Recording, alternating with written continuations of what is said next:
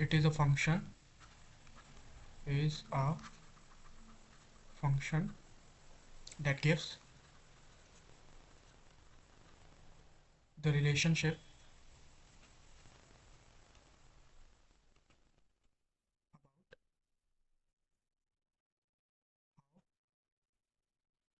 time will grow as the input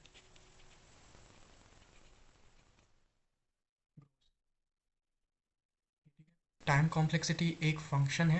जैसे जैसे हम इनपुट को बढ़ाएंगे, टाइम कैसे ग्रो कर रहा है, कैसे बढ़ रहा है, वो हमें टाइम कॉम्प्लेक्सिटी बताती है। ये ठीक है। तो एग्जांपल देख लिया, एग्जांपल से और क्लियर हो जाएगा। Example linear search. Linear search इसलिए कि सबको लीनियर सर्च आता ही होगा, लीनियर सर्च। ठीक है। तो उसका कोड क्या है हम जल्दी से लिख लेते हैं। i equals to 0, I is less than n, I plus plus, ये ठीक है। Then if key equals to a of I, then cout found लिख देंगे, ये ठीक है, मिल गया हमें। एंड देन ब्रेक, ये ठीक है। आखिरी में अगर हमें की नहीं मिला इन लिस्ट, देन हम प्रिंट, मतलब क्या है कि लिस्ट ख़त्म हो चुकी है, हमने पूरा लिस्ट ट्रैवर्स कर लिया है और हमें की नहीं मिला है, तो C out not found, not found, ये ठीक है। ये हो गया हमारा पूरा लीनियर सर्च, ये ठीक है। अब एक होते हैं कॉस्ट और एक टाइम्स, ये ठीक है।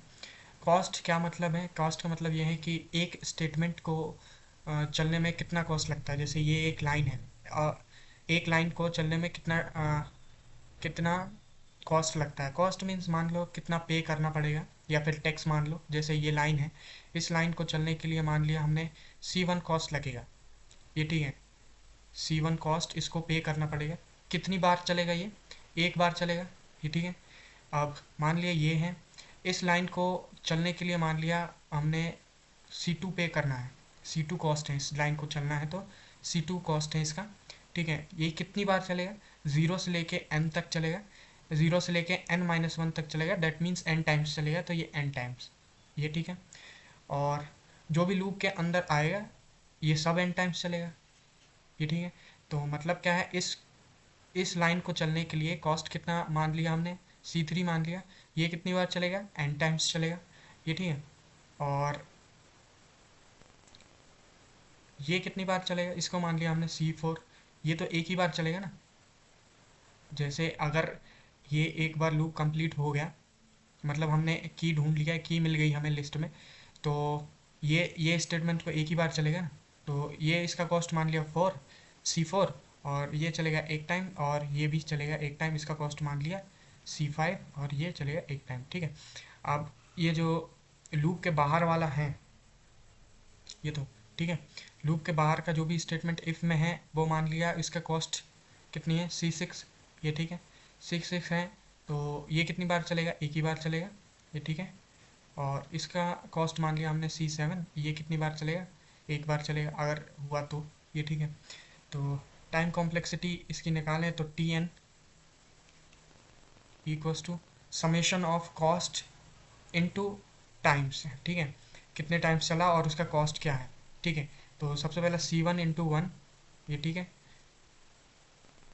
ये C1 × 1, then C2 × n, C2 × n plus C3 × n plus C4 × 1 plus C5 × 1, ये ठीक है, प्लस C6 × 1 प्लस C7 × 1, ठीक है। इसको हमने सॉल्व किया तो जितने भी n है उनको हमने कॉमन ले लिया, C2 plus C3 × n plus बाकी सबको हमने C1 plus C4 plus C5 plus C6 plus C7, ये ठीक है।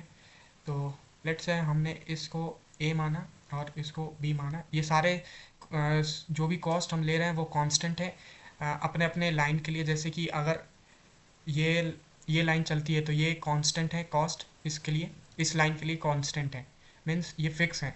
ठीक है, जब भी ये लाइन एग्जीक्यूट होगा तो कॉस्ट इतना ही लगना है ये। ठीक है, तो ए एन प्लस बी, ये ठीक है, ये टी ऑफ एन, ये ठीक है। ये टाइम कॉम्प्लेक्सिटी आ गई लीनियर सर्च एल्गोरिथम की, ये ठीक है। तो हमने इसका ग्राफ बना लिया, तो ग्राफ कुछ ऐसा दिखेगा,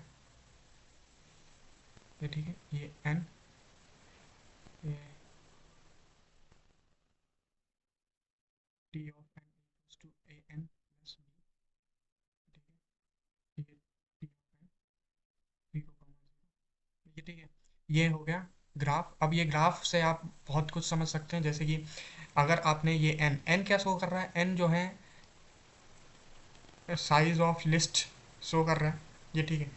इधर पे मतलब जो भी लीनियर सर्च में है जो एन है वो साइज ऑफ लिस्ट शो कर रहा है। जैसे अगर आपने एन को बढ़ा दिया, एन को मतलब बढ़ाते गए, इंक्रीज करते गए, एन एन मतलब साइज ऑफ लिस्ट को अगर आप बढ़ाते गए तो कैसे टाइम ग्रो कर रहा है आप देख सकते हैं।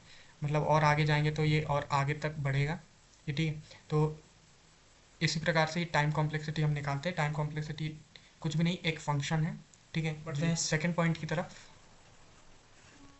फ्रीक्वेंसी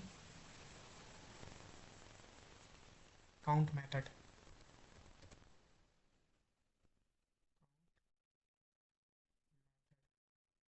ये ठीक है, हम हर बार कॉस्ट को नहीं निकालेंगे, ठीक है। हम सिर्फ टाइम्स निकालेंगे कि एक स्टेटमेंट वो स्टेटमेंट कितनी बार चल रहा है, ये ठीक है, ताकि हमें टाइम कॉम्प्लेक्सिटी कैलकुलेट करने में बहुत आसानी हो। ये फ्रीक्वेंसी काउंट मेथड क्या है? Frequency count method is to calculate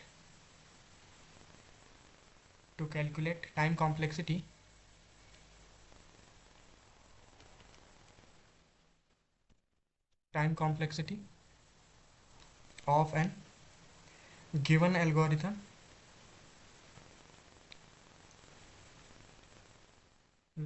और प्रोग्राम, ठीक है। ये मेथड है जिसकी हेल्प से हम टाइम कॉम्प्लेक्सिटी निकाल सकते हैं किसी भी एल्गोरिथम और प्रोग्राम की, ठीक है। तो इसी के बेस पे हम बहुत सारे ढेर सारे क्वेश्चन प्रैक्टिस करेंगे आने वाले 2-3 वीडियो लेक्चर में भी हम इसकी प्रैक्टिस करेंगे, ताकि ये बहुत, ठीक है। तो मान लिया हमारे पास एक प्रोग्राम है जो कि गिवन है, for i equals to 0, i is less than n, i plus plus, ये ठीक है। अब for j equals to 0, j is less than n, j plus plus, ये ठीक है। अब इसके अंदर मान लो प्रिंट करवा दिया सी आउट,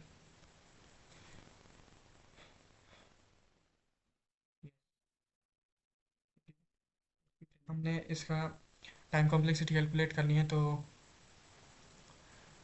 ये कितनी बार चलेगा, 0 से लेके n-1 तक चलेगा, ये ठीक है। तो ये चला n n+1 तक चलेगा, क्यों? क्योंकि जो भी हम फॉर लूप में लिखते हैं वो कंडीशन कितनी बार चेक होती है, जितना n+1 बार चेक होगी, ये ठीक है। तो अब ये जो भी अंदर का है, इस फॉर लूप के अंदर जो भी हैं वो n टाइम्स चलेगा, ये ठीक है। क्यों n टाइम्स चलेगा? कंडीशन n+1 बार चेक होगी, लेकिन जो अंदर का जो भी स्टेटमेंट्स हैं, जो भी इस फॉर लूप के अंदर का जो भी स्टेटमेंट्स है वो n टाइम्स चलेगा, ये ठीक है। और फिर इस पे आते हैं अंदर वाले रूप पे, जो कि 0 से लेके m तक ही चलेगा। तो ये कितना लेगा, n टाइम्स। तो पहली जो इस लूप की वजह से चलेगा n टाइम्स, ये ठीक है। खुद का लूप है वो कितनी बार चलेगा, इंटू n+1 टाइम्स, ये ठीक है। अब ये लूप इसके अंदर का जितने भी स्टेटमेंट्स होंगे वो कितनी बार चलेंगे, n टाइम्स, ये ठीक है। तो ये कितनी बार चलेगा, n जो बाहर वाले लूप की वजह से, और ये अंदर वाले लूप की वजह से n, ये ठीक है।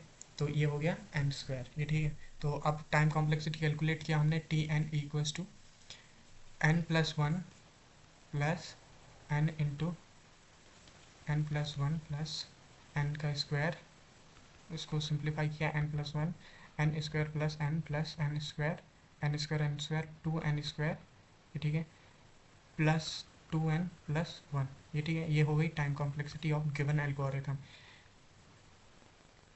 ये ठीक है। अब इसको हम कैसे लिख सकते हैं, n square only big O of n square लिख सकते हैं। बिगो क्या है इसके बारे में हम आगे पढ़ेंगे, अभी के लिए इतना समझ लिए कि बिगो ऑफ एन स्क्वायर लिख सकते हैं। क्यों लिख सकते हैं, क्योंकि एन स्क्वायर को हमने, क्योंकि हम जब भी टाइम कॉम्प्लेक्सिटी की बात करते हैं तो हम सिर्फ बिग इनपुट, मतलब जितना बड़ा हो सके इनपुट हम उतना बड़ा लेंगे, ये ठीक है। अब जैसे हमने मान लिया 6 मिलियन ले लिया, मिलियन की बात करें तो ये 2 इंटू मिलियन, ये ठीक है, square plus 2 million plus one, ये ठीक है। अब मिलियन ले लिया है तो मिलियन स्क्वायर और मिलियन इसके सामने तो ये कुछ भी नहीं है, तो इसको इग्नोर किया हमने, ये ठीक है। इन दोनों को इग्नोर कर दिया तो हमारे पास क्या बचा, सिर्फ मिलियन स्क्वायर, कांस्टेंट को हमने इग्नोर कर दिया तो यानी एन स्क्वायर, ये ठीक है। तो हम अभी के लिए इतना मान लिया big O of n square, ठीक है। अब